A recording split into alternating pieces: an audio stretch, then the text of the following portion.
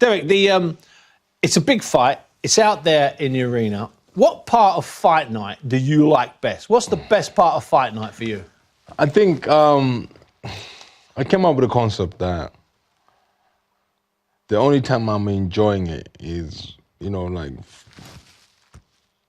4 or 5 years ago, 6 years ago, I banned my whole family to come and see me watch fight. I just want to do it for myself. And I realized, you know what? I'm on my way out, so let me just bring my family in now. So on the last fight I bought them, they loved it, especially my oldest daughter went insane. Fantastic pictures afterwards. She went insane, she loved it, even my youngest one. And then when I announced this fight, my oldest daughter went crazy, and loving it. Picking up what she's gonna wear, how she's gonna have her hair, how many tickets can she have to give to her friends, which is funny. So now what I'm trying to say is the part I enjoy now is when me and my family leave my house to come to the arena. That's what I enjoy most. When my kids are in the car and just arguing in the back, and I'm just like, forget about it. So it's like a normal day out with Dad. It's exactly. You're driving to a stadium. Yeah. What about on the night? Will they be with you beforehand, or what you ban them? They'll be in the dressing room. They're on the ride with me all the way. So it's a family affair. They'll be in the dressing room, fighting, arguing, running up and down. It's cool with me. I'm fine with that. You mentioned there that that you're coming towards the end of a remarkable and extraordinary career. Do you think about the end? Do you think about, this time next year, or in 2 years, or in 3 years, I'll be able to spend more time doing this and that? Do you think about Derek Chisora, Del Boy, no longer fighting? No. I don't think like that. I don't want to think like that. You have to think about this fight, I have to just think what I've got to do tomorrow. I don't think about what I'm going to do when I retire now. And when was it, with regards to this fight, that you had the phone call from Tyson Fury and you and him talked about this In the fight? summer. Was it a shock getting the call? No, because me and him was FaceTime. I'm not gonna lie to you. When his baby was born, his young baby wouldn't feel well, so I messaged him every day, saying, how's the baby, how you doing? Oh, the baby will be fine. And every day, and then one day he messaged me, oh, the baby's home, he's happy. I'm like, oh, God bless, God is great, And then sometimes when he's in the pub with his brothers and his dad, FaceTime me when I'm at home. And you're like, I'm gonna get you, I'm gonna fight you one day. I'm like, me too, I wanna fight you too, do you understand? So it's not, we don't speak every day, but when we speak, we have jokes, basically. So it wasn't a surprise when you got the call? No, it was a Gypsy King calling me. I didn't say my phone is a Gypsy King.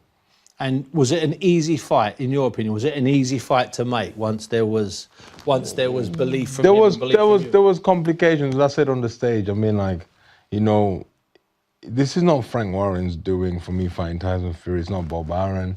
It's not Top Rank. It's none of these promotion companies. This is actually the Gypsy King himself reaching out to me, say, you know what?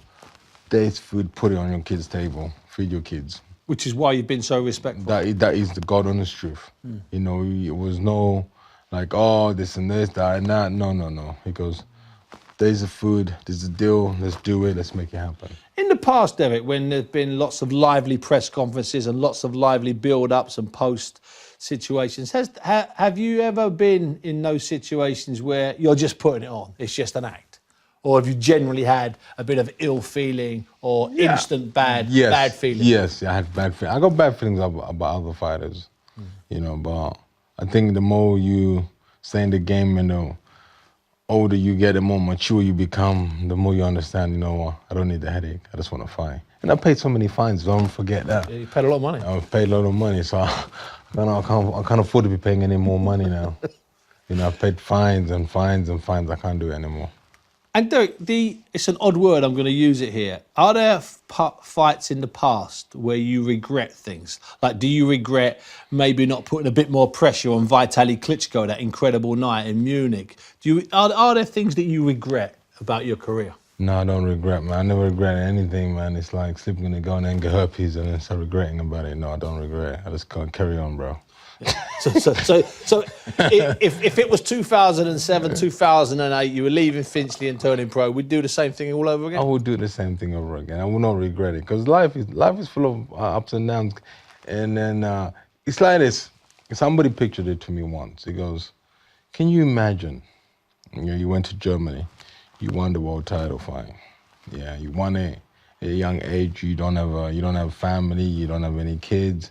You get paid so much money. Then suddenly you buy the fastest car, you crash or you die. You go into a deep hole. Do you understand? So I'm just happy that it went the way it went. Do you understand?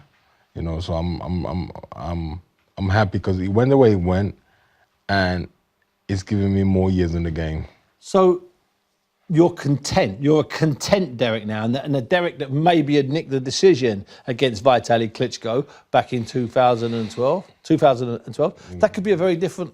You're going to be a very different man. That is it. That's like years ago, isn't it? 2012. Can you imagine? 10 years. 10 years ago. How has it taken 10 years for you to get another crack at a world title when you've carried on fighting? Papa, this is what I'm trying to explain to you. This is how. This is not the WBC. This is not Frank Warren. This is not Bob Arum. This is not none of the TV people. This is Tyson Fury, the Gypsy King, giving me this opportunity. Yeah, it is, forget the promoters, These guys, I don't care about them. Forget them. This is this man giving me this opportunity. This is him. It's unique. It's unique. This is him. There's no anything sugar-coated about it. The contract was straightforward. They try to mess it up a little bit, but he was an honest man and just gave me, there you are, feed your kids. So how, with all that respect and all that love, how can we be sure that we'll get the fight that we expect and we want on Saturday night? Look at the stage, bro. Look at our stage, bro. You can't come on that stage and not perform. This is 60,000 people screaming. Tottenham, bro. This is Tottenham. Northwest London. You have to come in there and perform. And what's the deal you and Tyson have done? Come on, Dale. What's the secret deal you've shaken? There's no money at stake. There's no money. Just give me a clue of what you will it is. see on the first round. It's a first round. Something to do with the first round. Yeah, to do with the first round. Are you looking to have the greatest first round in heavyweight history? It will be if you agree to what we said we're going to agree. Because your first round against Alexander Usyk was a mighty round, and Usyk looked very uncomfortable, turned his back and scarpered 3 or 4 times to get away from you. This will be worse. This will be better. It's going to be buzzing. It's going to be electric in there. It's going to be amazing. In your 2 fights with Tyson Fury, obviously he wins the pair of you. Okay, that's understandable. But did you learn enough about Tyson Fury to know that you can beat this Tyson Fury? Yes.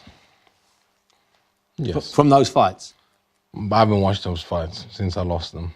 Not at all? Not at all. But he's a different, sorry, let me rephrase that. He's a different fighter now. He's a different fighter, it's a different fighter. I was going to give another phrase, but I can't.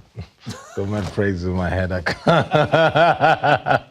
As long as we're not bleeping out the entire interview. Oh, we'll be blipping out all the... We're bleeping out a bit, Yeah, not all of it. I can't. Dale, we're coming towards the end of it. What is it that he does better now than he did in the 2 title fights you had? He goes on his front foot now more. He's planning his feet more. He's not moving around. You're using his body more, which is good. He's a more dangerous fighter now then? He's a better fighter now? He's okay fighter now. He's an okay fighter now? Yeah.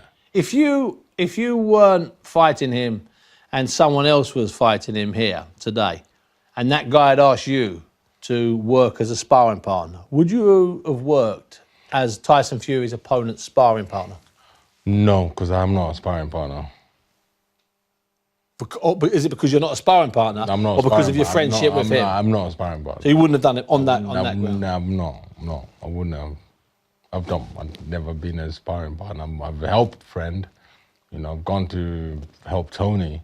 He called me, I need you, and then I walked in there, I was like... That's different. I'm like, but I want to come for you because that's what I want. Yeah, that's what you do. That's what I do, and then I went, and then that was it, But people call me out, I'm like, no, I'm not, I don't do that. That's not my job.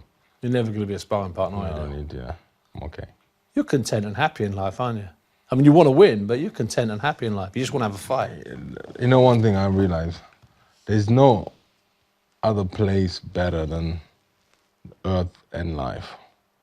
You know, they tell you when you die, you go somewhere else, you're in heaven. I'm like, nobody's been up there and come back and told us, it's beautiful up there, let's go together now. You know, I'm happy. You know, I'm happy every day I wake up, I'm buzzing, man. You know, I'm happy every day. You know, if I can help others, I can. You know, if I'm just happy. You know, if I'm upset, I get down on the corner, I pray. You know, I'm happy. I'm just happy in life, in genuine life. I'm just happy. And finally, do it. You're going to be happy on Saturday night once the first bell sounds? Yes, I'll be happy. I'm going to be happy when I wake up, when I go to arena, even when I'll be happy when I come back home. You know, life is just beautiful. I'm just happy in everything I'm doing now. Buzzing, man.